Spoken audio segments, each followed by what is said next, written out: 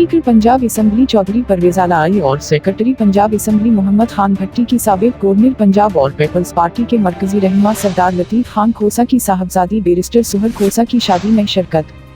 Barrister सुहर खोसा की शादी सरदार हसामुद्दीन खोसा के साहबजादे सरदार उमर खोसा से अंजाम पाई। शादी की तकरीब में साबिक वज़ीर-ए-आज़म राजा परवेज अशरफ, साबिक वज़ीर आला मियां मंजूर भुट्टो, PTI रहनुमा हामिद खान और दीगर रहनुमाओं की शिरकत। मुख्तलिफ शिबाहाए जिंदगी से ताल्लुक़ रखने वाली समाजी व कारोबारी शख्सियात भी शादी की तकरीब में शरीक थीं।